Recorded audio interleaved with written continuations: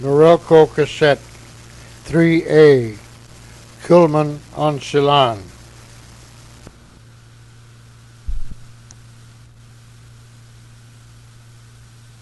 This rupee is worth roughly 20, 21 cents. As you found out in India, it varies depending upon the shopkeeper. Depends on how much they think they can give you. It depends on whether you did spend a little money on the black market or not. But the rupee officially is about 20 or 21 cents, about 5 to the dollar. On the pier, when we get there tomorrow, you will see quite a few people selling all sorts of things, little souvenirs for 10 cents, priceless jewels for 10 cents. So be very, very careful when you buy them. This island has long been under British rule. We'll get to that in a few minutes as we briefly go through its history. However, since 1948, it has been independent in its own governing. It has a prime minister and a governor general. The country itself is rather unstable in its politics and in its economy. When you get here, you will find many signs again written in 3 languages. The first language is the Sinhala, S-I-N-H-A-L-A, or the language of the Sinhalese people. About 2/3 of the people are Sinhalese, not Ceylonese, because even though we are in Ceylon, because that's a fabric that you all wear from the United States. They're Sinhalese, which means the lion people. The other language is the Tamil language, which is very near the Hindi language, because the Tamils are roughly a little less than 1/3 of the people who came over from India years ago and have remained sort of a separate unit. And the third language, of course, is English, because it's been under the rule of the British government for many, many years. Their economy is based mostly on tea and on rubber. And this has been rather difficult because the tea market fluctuates so greatly. The rubber industry, with all the synthetics that have been invented in the Western countries, has taken a terrific beating recently. The other industry that brought a lot of money into this land during World War II and immediately after has been graphite. There was a tremendous boom, but after the war was over, the need for graphite kind of dropped. So this land has had a lot of problems, both politically, because of the free people. The Tamils don't want to give up their language. The Sinhala language is still the most important. Same thing we found in India, and the rubber and the economy has created the problem too here. It's a very small country. It's about 25,000 square miles, or a little less in size than the state of Indiana. So any of you from the Midwest, you know how small Indiana is, and this is smaller than that state of ours. It's strange to think that this land that is that small at one time, when we in the Western world, our ancestors, were living in a barbaric state, or some of our countries didn't exist at all, this was probably the most important, one of the wealthiest, certainly had one of the highest and greatest civilizations of anywhere in the world, this tiny little land, because it's right down at India, the base of India. It's the center of the trade routes of the world, and as the great diamonds, the spices, and the jewels were going back and forth, this land was the logical stopping place for the boats going round, and it built one of the great civilizations. Now, we that are going up into the heart of India, heart of Ceylon by plane, will see the remnants of one of the greatest cities in the world at that time. It was, I think, about 265 square miles. It was the largest city in the world, and most of it is still covered over by jungle, and if it is ever all cleared out, it should be one of the most breathtaking places in the world when the jungle is finally cleared away. However, some of it enough has been cleared that we will get to see quite a bit of the remains of the old city. This island has had many different names. The Greeks called it the island of the hyacinth and the ruby. It's also been called the pearl pendant of India, and it's been called the emerald of India. The Chinese came down here in great numbers as travelers because this is where they could find their gems. And here you will be able to buy alexandrites, you'll be able to buy rubies, moonstone, and the famous sapphires with their stars in them. Now, most of you, I'm sure, you ladies know much more about jewels than I do.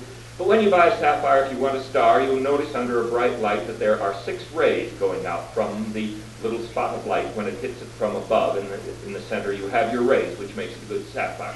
These actually are faults in the stone. They are little tubes that are hollow in there, and if they are formed a certain way under the pressure, when the light hits them and it's refracted through the tubes inside, the very, very tiny little hollows in the stone, they form this sort of star that you find in your sapphires.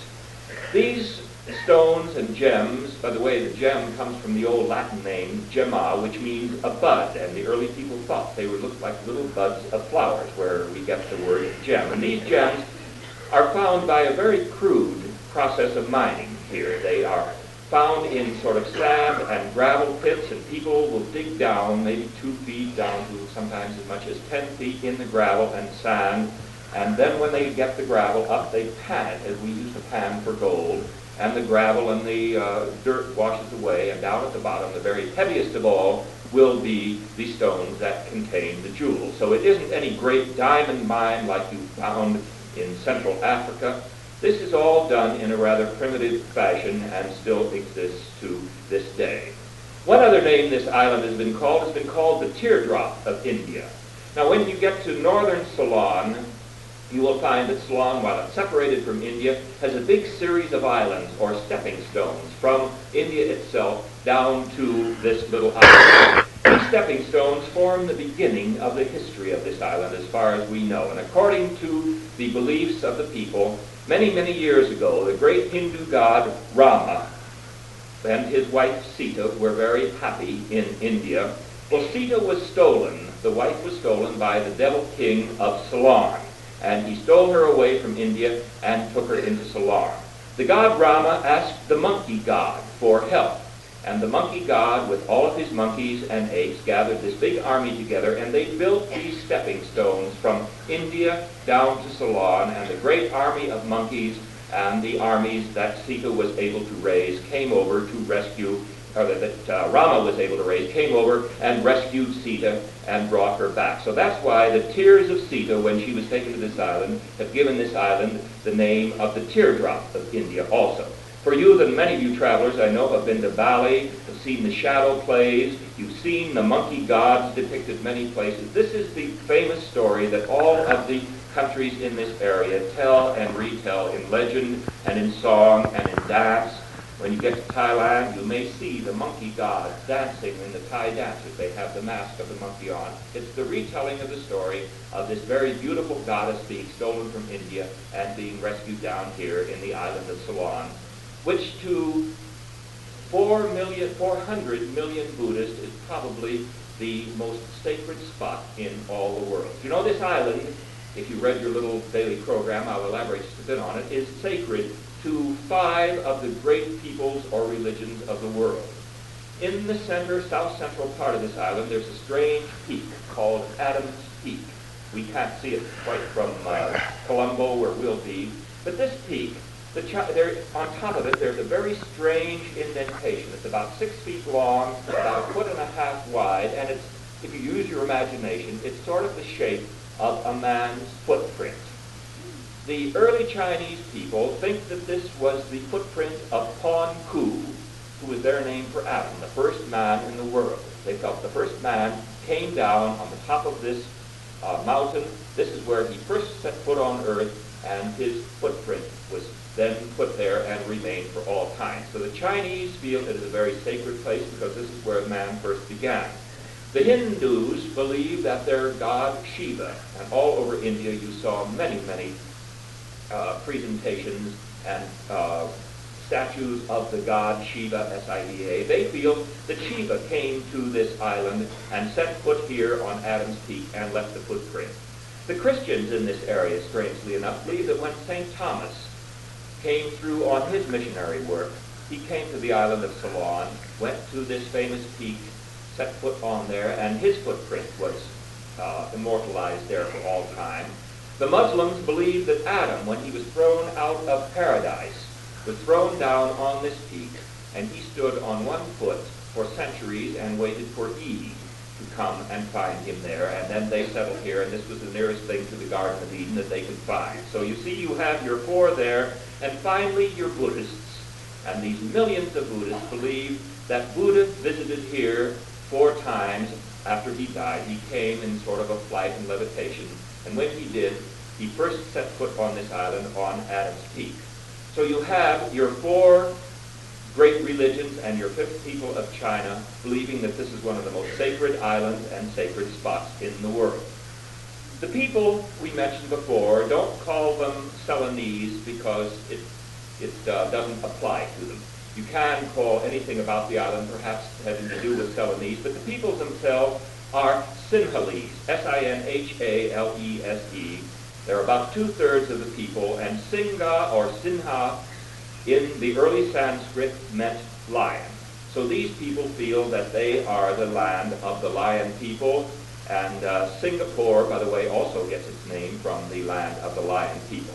And now we start with the known history and how these people got to be called the peoples of the lion, or the land of the lion, because probably, as far as anyone knows, there was never a lion on this island. At least there haven't been for centuries and centuries, but they are still the lion people, and their flag, as you would expect, has a lion with his paw up on the flag of this country.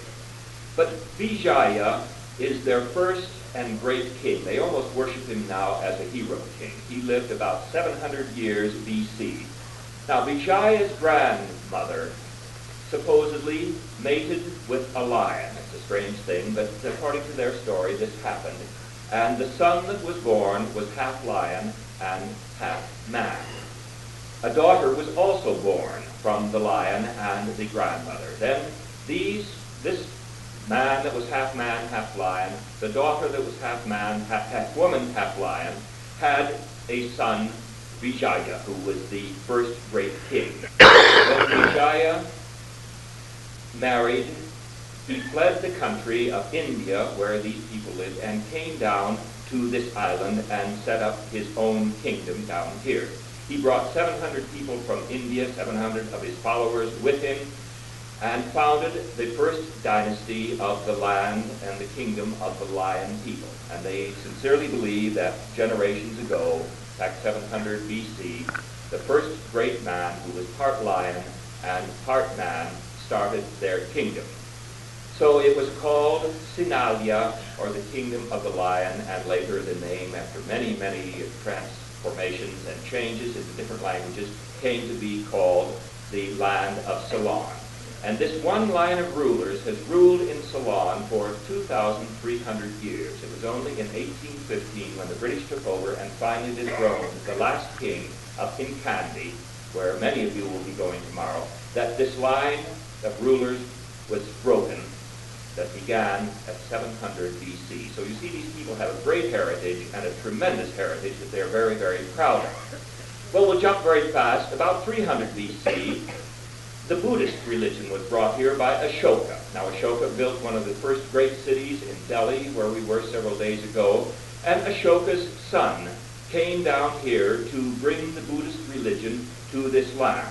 He was very successful. The people took to the Buddhist religion, and then for the next 1,500 years, you have your great civilization down here, what was called the Golden Age of Ceylon.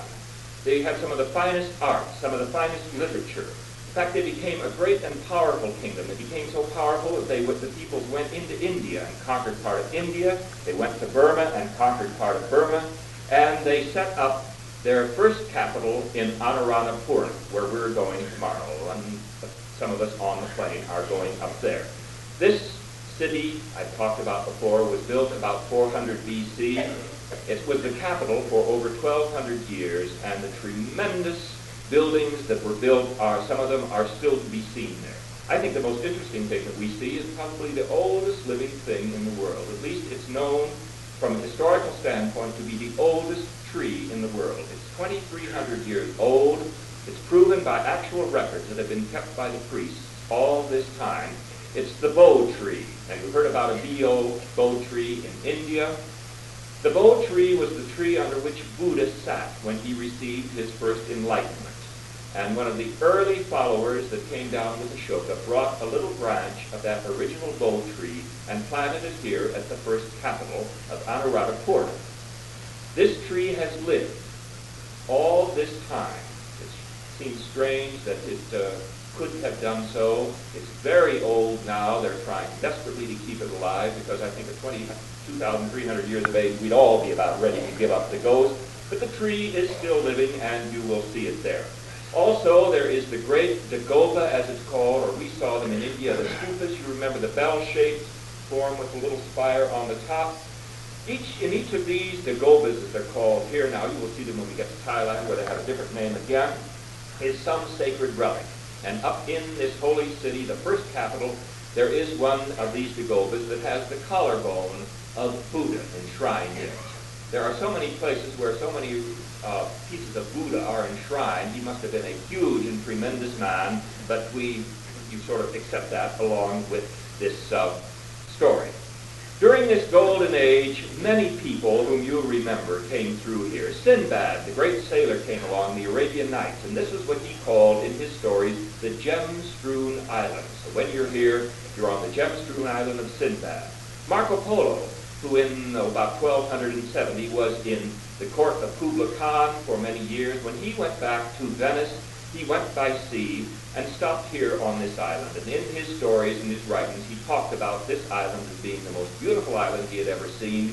He also came back to Venice, as we know, with a lot of gems and jewels. And he mentioned this ruby that he got on the island, which is, as he wrote, as big as a man's palm and as thick as a man's arm. So you can see Marco Polo did very well here as far as finding gems. I hope you ladies do as well tomorrow, by the way.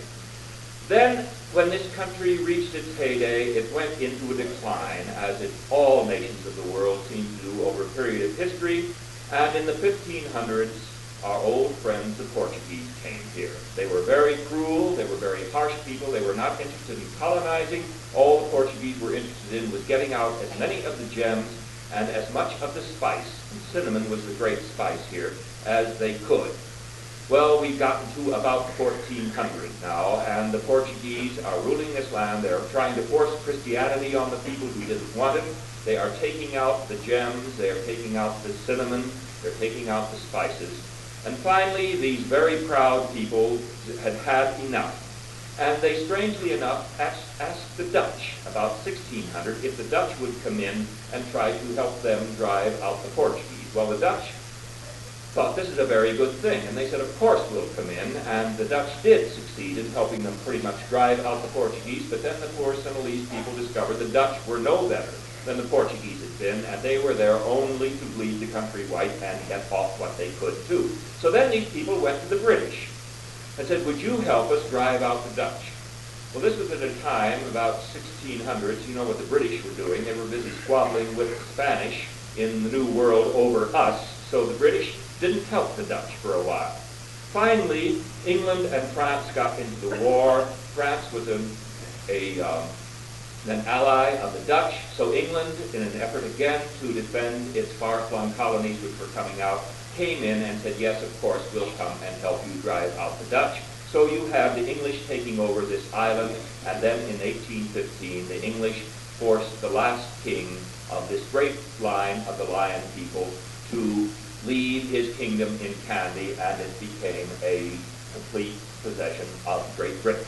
About that time, there had been coffee growing here, and coffee was the big export along with the jewels as far as the Dutch were concerned, because you know the Dutch do love their coffee a great deal, and a lot of the Western world was drinking coffee at the time.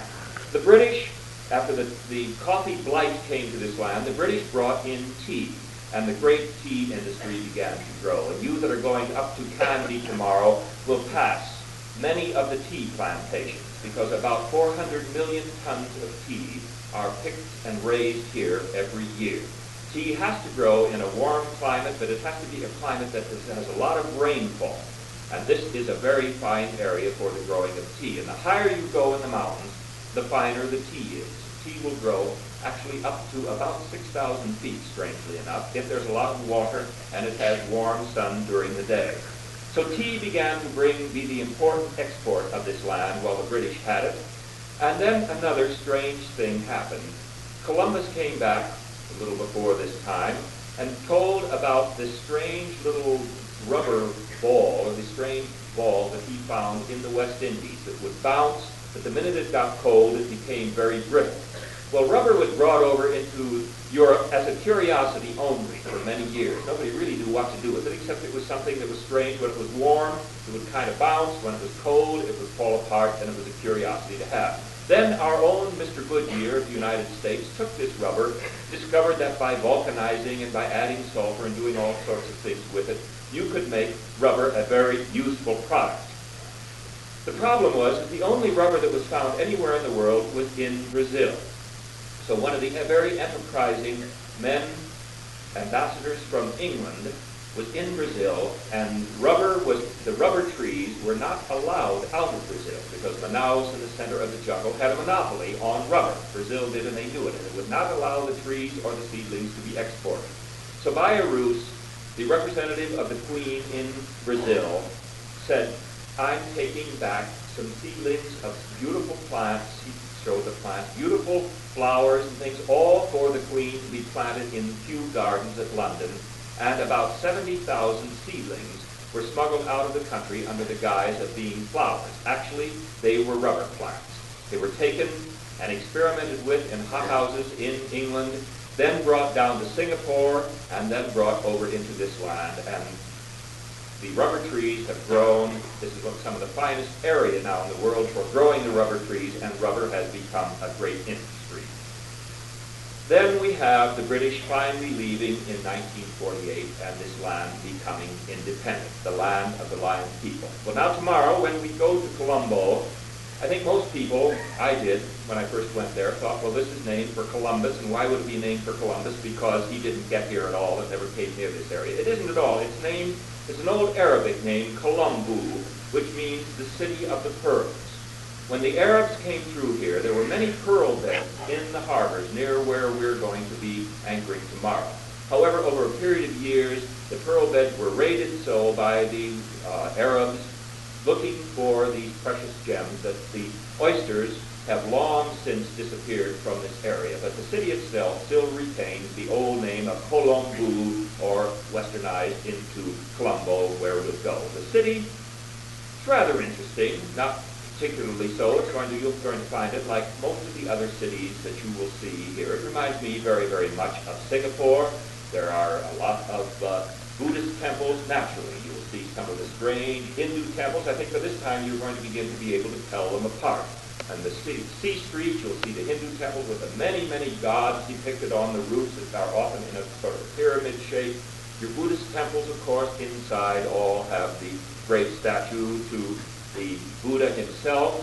You will want to visit the marketplace, the Pata, where you will see everyday life of this island where the East and the West have met for many, many years. Some of you have been looking for a place to stop tomorrow for a little rest. Go to the hotel. The name has puzzled some of you, Galleface. It isn't Golly Face at all. It's a Gualfaz hotel, and it's an interesting old hotel in the city where you can get a cup of tea, you can sit and watch the kites flying because it's a nice, clear, windy day, and perhaps because it is their Sunday, you may see lots and lots of kites in the air. You will in Thailand too, and I think I mentioned very early in the cruise that these kites are used as sport and as games, and there will be special kites where they will have fights. They put sort of rosin on the strings, and the boys try to cut each other's strings and see who has the most powerful and most wonderful kites. So you will probably be seeing a lot of kites flying in the air, strange shapes and forms, and it's very important to these people. The rain trees you might watch for. They're an interesting tree. You ask the guide to point them out. There are some around, but the leaves at night, when it gets cold, sort of form a little cup. They collect dew, and then early in the morning, when the sun hits the leaves, if you happen to be out walking early in the morning, all of a sudden the leaf will open up and you get a complete shower of rain right down on you as you're walking up and down the streets. The tour, and a lot of you will be going out to Mount Lavinia. It's about 8 miles out from town. It's a beautiful beach, beautiful resort area. The hotel is an interesting place, one of the very fine jewel shops. The Dean Ismail shop is there. Mount Lavinia, however, is no mountain at all. It's just a little higher spot out on a beach area, and it's named for a Miss Lavinia who was one of the, during the days of the British rulers in the 1800s, she was sort of a mistress of one of the British governors, he couldn't very well keep her in town because of all the gossip, so he built this big home for her out in this area, and the area got the name from her, and because it was a little higher than the rest of the beach, it's been called Mount Lavinia since about 1824, when the governor was carrying on his extracurricular activities out in this area. If you're going to Kandy, I think it's a trip you will all enjoy very much. It's about 75 to 80 miles. It's a long drive, but it's a very interesting drive. Kandy, again, doesn't get its name from the candy that we eat and that we know. It gets its name from Kanda Utarata, which means the land above the hills. Now, there are the land in the area that is, of course, right on sea level. Then you have your little lower hills, and then you have your hills around Kandy. They aren't extremely high. They're only about 1,200 feet, so it still will be warm there. Don't think you're going into the very high hills, the mountains that some of us went into in India, and it might be cold. That's not the case at all. But as you go along, some of you will be going out by train and back by car. Some of you will be going out by car and back by train. You just all shift places and come on back. That's because there are only a limited number of cars and a limited number of train cars available in this island. But however you go, one way or the other, you will find interesting sights all the way up. You'll find your rubber plants, you'll find your coconuts as you first start out, because coconut, the copra, is another great industry here. Then you go a little higher, you see your tea plants, the lovely tea shrubs that are kept down to a height of about 4 feet. If they were allowed to grow wild, they grow to a height of about 30 feet or more. But they're very, very low, and the tiny little leaves are plucked about every 3 or 4 days. And they're plucked only by women, because the women have a tenderer touch than men, and they will not bruise the tea leaves. An interesting sight I've always seen on the way, and I hope the guides do point it out to you. Sometimes they don't, because the ladies sometimes get a little, think, well, why don't we move on right now? But you're crossing through the center near the fruit area, and in the trees you will see tremendous black things hanging about so long. Those are the famous fruit bats. Now, these bats have a wing spread, when they're spread out, of over 4 to 5 feet, about this long. The bats look like little foxes. Don't be afraid of them. They won't come near you, and they eat the fruit of the area. They are not blood-sucking black bat at all. But sometimes one year when we stopped near the trees, the guides set off little firecrackers, some little rockets that zoomed out into the trees, and suddenly the whole sky just became black as these leather wings took off. So I do hope you do see some of the fruit bats. In fact, in certain remote areas of this country, they are considered a great delicacy, but I don't think you will come in contact with it. In fact, on the Kandy tour, they're taking box lunches from the ship along for you, so you don't have to worry about having any curry of fruit bat tomorrow, which is, I gather, I haven't tried it myself, but I'll take their word for it. You won't see any elephants on the way up, because elephants, while they were in great profusion in this land, about 100 years ago, there were over 10,000 elephants on this island in trained state and in wild state.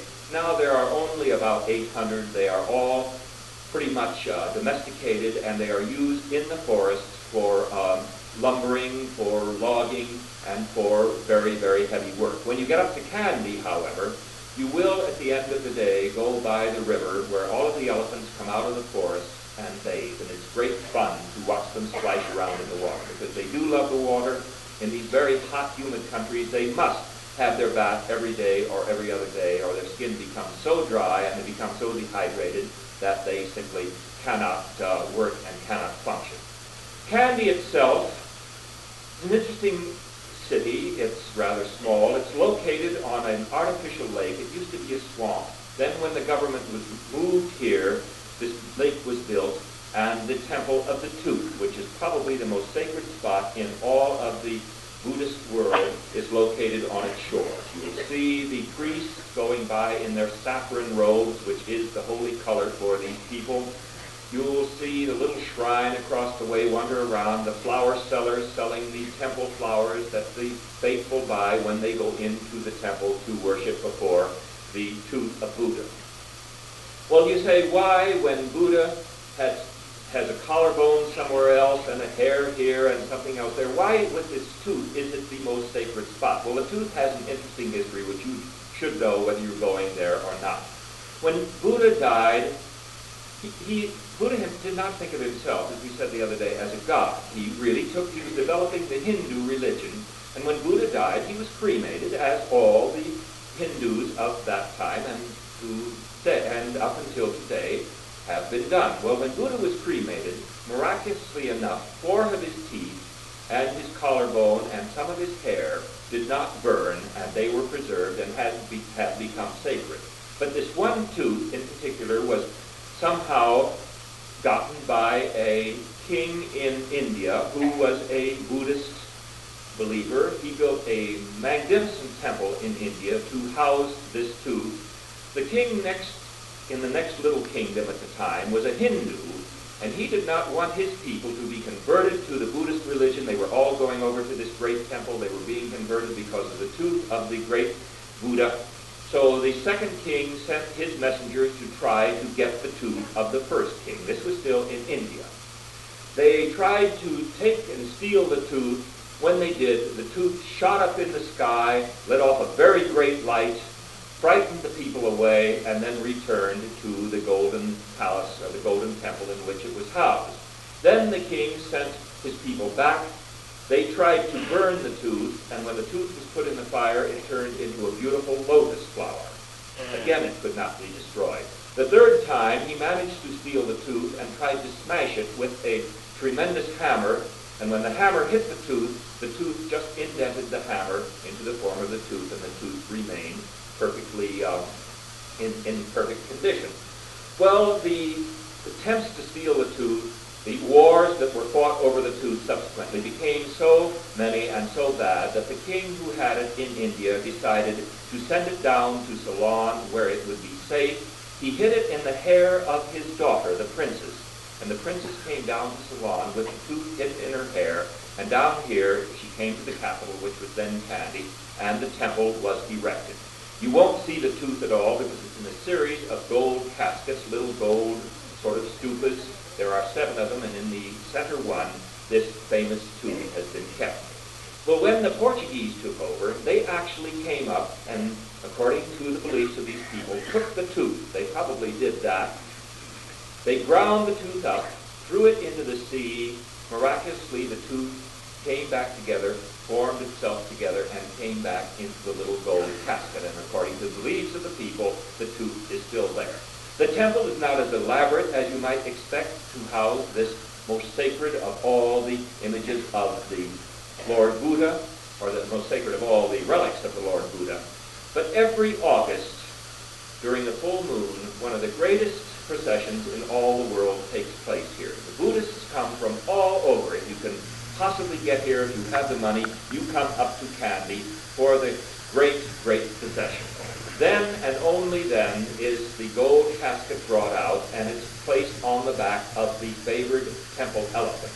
Now this is a little interesting inside that I ran across a couple of years ago, that if the elephant, most elephants in this area have 5 toes on their front feet and 4 toes on their back legs. If, however, you are lucky enough to be born with 5 toes on your front feet and 5 toes on your back feet, you're very rare, then you become a temple elephant, and you are entitled to carry the great, it's rather small, but the golden casket in which the tooth of Buddha is kept. And that's when the great Kandy dancers come out. You will see the Kandy dancers when you go up to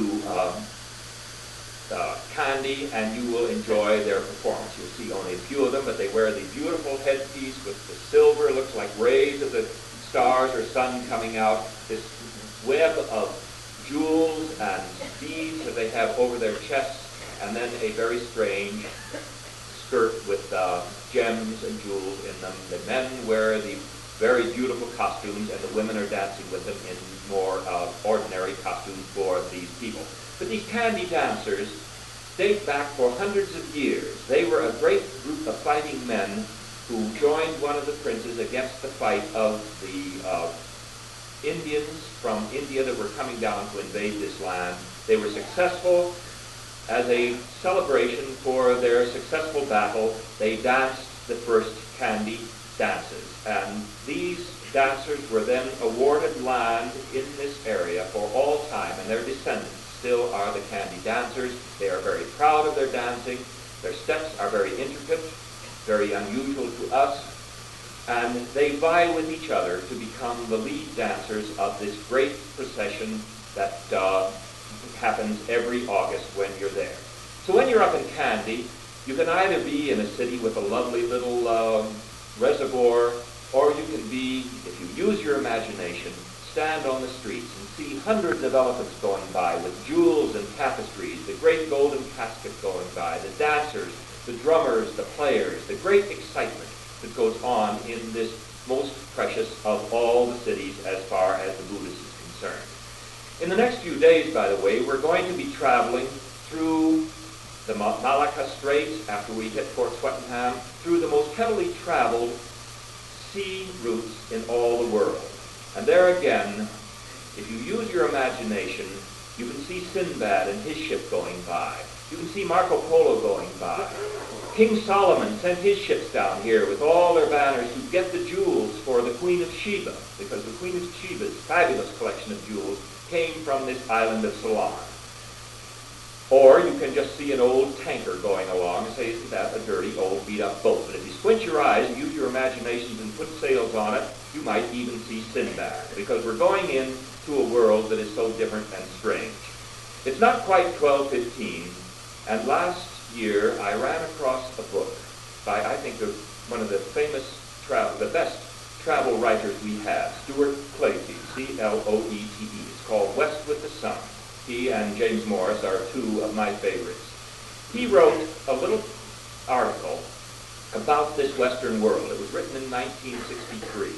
Last year I read it, and it jolted me to see how much more appropriate it is now than even then when it was written, in view of the tremendous problems and unhappiness we're having over in this part of the world.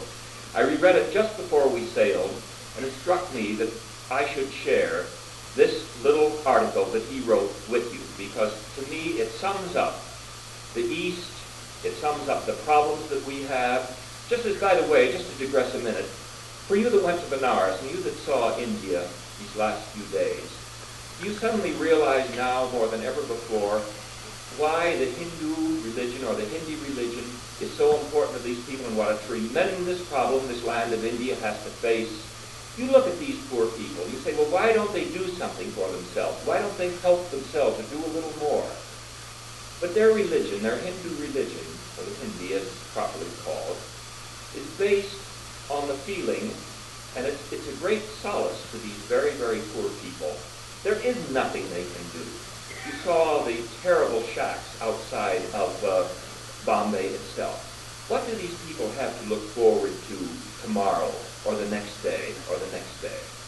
But if they accept their lot now, part of the Buddhist religion too, don't constantly want something more, because the great leaders way back knew that they couldn't possibly have anything more.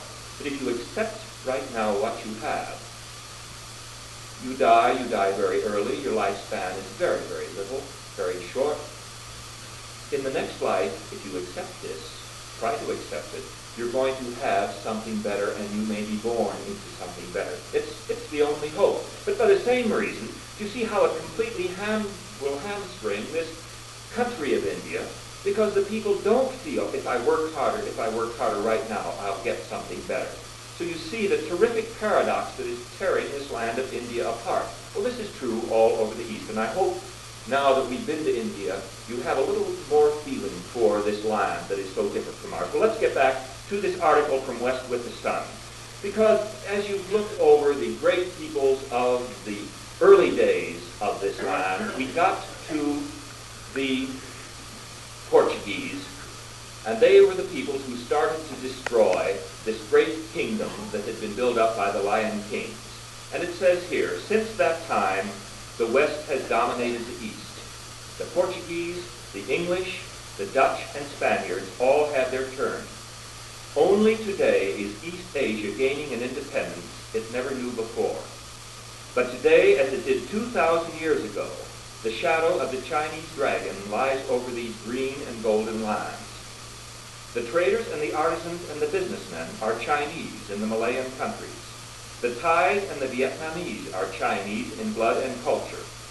China presses down on India. The poor and starving often seem to see their only hope in China and in Chinification.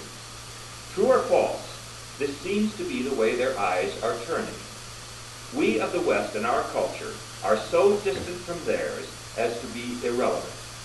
Our tastes, our manners, our quick tempers, our disrespect for beauty, our impatience, even the behavior and the appearance of some of our tourists appalls them. And frankly, I saw a few people who were appalled at some of us in India last week.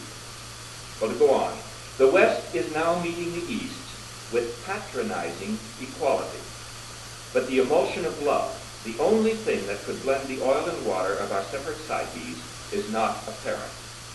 I am not sure that the Western tourists are good ambassadors or that the dollars they spend compensate for their patronage. We do not understand the Asian's sense of time, of family and fraternity, or of his love of the abstract. We cannot see how a few potted plants in a window may make him happier than having a refrigerator. We have seen elephants working in the jungle beside bulldozers, and women with flat two-handed baskets filling in roads that were then leveled with giant scrapers. I don't remember seeing a single wheelbarrow in the Orient. There is no blend of values here, just mechanical vehicles coexisting and working with the hand labor of the far distant past. The same is probably true psychologically. The girl in Western dress with a permanent wave may be nearer to her lotus-footed grandmother than the Western typist she tries so hard to emulate. How sure are we that we are right? How often do we remember what we owe to the East and the Near East, or realize that the high style in which they lived when our ancestors were still savages? Steel, bronze, ceramics, enamel, gunpowder, paper, printing, painting, silk, lacquer, bells, kites, umbrellas, carpets, all came from the East. So did spices, rice, garlic, onions, oranges and peaches, and such arts as astronomy, chess, navigation, algebra, and even the figures we use. Our poultry, both ducks and hens, is of Eastern origin. So are peacocks and pheasants. Our racehorses are Arabian.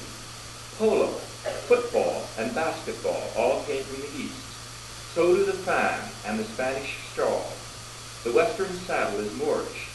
Cooking stoves, ivory, pearls and jewels, gold, tea, coffee, sugar, bananas are all of Asiatic origin and all in use thousands of years ago.